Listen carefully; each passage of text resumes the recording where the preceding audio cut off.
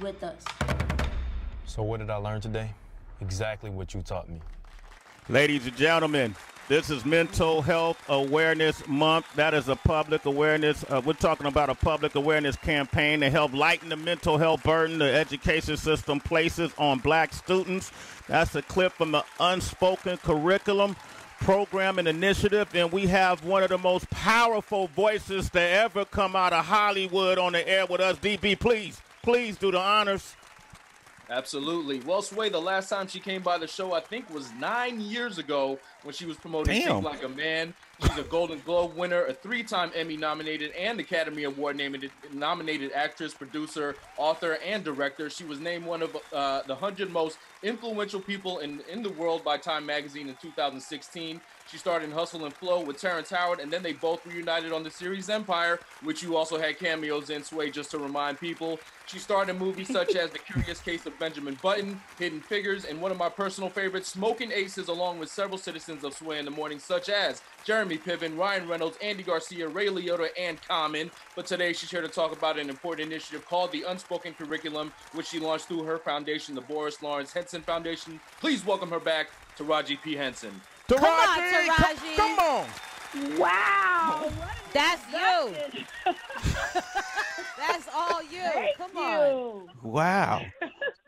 Damn, it's been 9 years, Taraji. I got mad when he said that.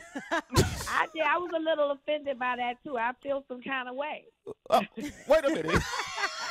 That's the truth, man. Well, whose fault is it? Is it mine? Is it yours? It's no fault. I think it's just time. You know, I was on a show called Empire that took up all of my time, so I wasn't available to do a lot of stuff. So I don't know, but guess what? It's water under the bridge now. We can fix it. We can fix it because, funny, at the same time, I was on a show called Empire, too. Yes, you were. There you go. Well, this is amazing, what you are doing. And Yes. the Unspoken curriculum, and even the initiative to really specifically narrow down on black kids and what they go through in education and what we've all experienced and never really been able to identify it or put words to it or put an initiative behind it, and some of the things that you're touching on, I think everybody on this call could speak to. So I want to start with this. How did this come to be in this initiative, and what was it what inspired you to put this curriculum out, and what do you hope to accomplish? Well, for me, it was very personal because I was a substitute teacher for a while before I became Taraji P. Henson, the celebrity. And I remember realizing when I was standing in the pipeline of prison, I was a substitute teacher for special needs kids, right? And I remember getting sent to Crenshaw, and I'm waiting for my students to come in, and they all walk in. They're not special needs at all, from what I can see. They can talk, they can, they smart, they witty, and they are all black boys. And they cop to this label, special ed, because, of course, they are acting out in class or whatever, because I do my further research and I find out parents aren't home. Some are in jail, some working 2-3 jobs. Kids are not being, they don't have the help at home to reinforce. They're coming from traumatic situations, just put it like that. But they're getting labeled special needs. Where is the compassion? Where is why? Why is this child acting out? Where's the compassion and the empathy when it comes to our children? Why are they criminalized for being children? And another thing that stood out to me was the trauma that kids, our children, especially in urban hoods, where they normalize trauma, like shootout that happens in front of a school. I remember being dragged by the students, like, Miss Henson, look, there was a shootout last night. They laughing and they looking and pointing to the bullet holes in the wall of the school, and they at school the next day. That's trauma. I mean, the things that our children have to normalize. I was moved to do something and then I started thinking about my past in college and in school and the little indiscretions that happened. And it was just in the curriculum that I didn't pay attention to later on that I'm still dealing with. I'm just trying to, at Boris Lawrence Henson, we want to reshape this curriculum. We want to bring it to everyone's attention, the students, so they can recognize it right away, speak out about it, avoid some of the traumas we had to endure, So with a partnership with our Edelman, and I'm so grateful for them because they are, helping us, having funded and helping us, get the word out there. But we still need donations. So, but with Edelman, we're able to pair up and put this together. So I'm just so excited to even have these conversations. Bring awareness to something that we just normalize. We do normalize it. What we find is, and through your research too, black boys are almost 3 times as likely to be suspended than white boys, and black girls are 4 times as likely to be suspended than white girls. And black students' misbehavior is more often criminalized compared to other students. Yep. These are biases that we see that are visible, sometimes invisible. And being a substitute teacher, you got a chance to see the absence of parents, and then you got a chance to see parents who were actually active. We had Mike Muse on the show who does our political news earlier, and I said if you could ask Taraji anything about the unspoken curriculum, what would it be? And this is his question for you. How should parents approach their teachers and guidance counselors and principals to come up with the best program for their child who may be deemed that needs special ed? Well, you have to have the conversation. Before I let any educator put a label on my child, we have to have a conversation, right? We need to bring in clinicians. We need to bring in professionals, because where are you gathering your information to?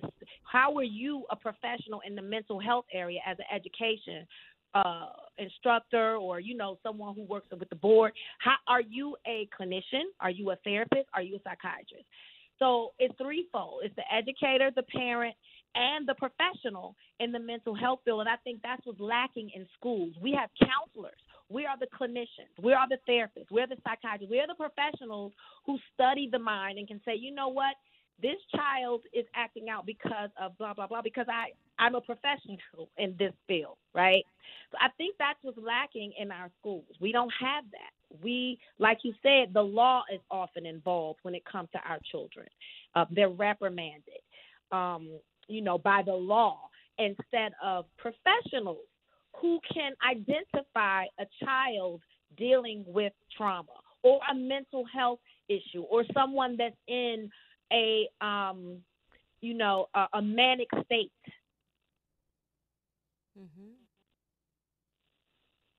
Taraji? So you definitely need a professional in this scenario. It's not just about talking to just the teacher, You can't just say my child is special needs. Where are you coming from? Where are you getting your information? Okay, Taraji is here with us. We're speaking about the unspoken curriculum. This is a new campaign. It's launched through her foundation, the Boris Lawrence Henson Foundation. You could go to BorisHensonFoundation.org. It's Boris L. Henson Foundation. Yeah. .org/unspoken. Tracy G, you want to jump in on this? Oh, I absolutely do. Hey, Taraji, I'm so happy to hear your voice, especially with this powerful messaging that's so necessary, because there are so many aspects of our society that need to be rewritten, and people haven't realized that because we've just been moving in autopilot for so long. And I think what's so important is language, like we've learned with our major mental health zeitgeist that we're in, that calling something, like giving it a title, giving it a name is very important. We need that to then have the conversation to build on. And so can you give maybe some suggestions from what you've learned, say, thinking about the death of George Floyd, for instance, right? How a teacher should approach that? Let's say that teacher is white and they have their Black students in class. Do you think that this is more so something where the principal should address this to the entire school? Is this a conversation that should be had more intimately just within each classroom? Is this a conversation that should be had even more intimately with like each student individually? And then how is it shared? Again, I think what is missing in schools oftentimes are clinicians, therapists, and psychiatrists, right? We put so much on teachers and, you know, the educators. They're just to educate. They're not doctors. You know what I mean? They can't. They're not in the mental health field, you know, and that's where Boris Lawrence Henson Foundation comes in. We're working with, you know, the schools to implement the clinicians that need to be in there. You know, you got to think about, I know when I was in school, we didn't even have teachers' aides. You just had 20, 30 students in the class, and it was just the teacher. Then later on, they started to try to add aides, teachers' aides. And you may have one or two counselors to counsel how many children that are in that school. Right, and that's then you true. have something tragic. You have something tragic like this happen. You got all of those students are trying to see two counselors, and then a counselor. Are you a professional?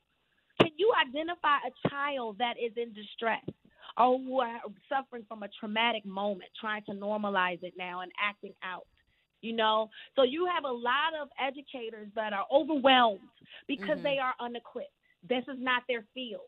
And so that's where we are leaning on, you know, legislature to put these professionals in these schools to deal with the traumas of a shootout that just happened, or watching something, or the many hashtags that you have to deal with on social media, or George Floyd incident that we seem to have to go through every other day now. You know, the teachers aren't equipped. We need to stop relying on the teachers. That's not their job. They need help as well. That's what I was thinking. PTSD, just like we all are.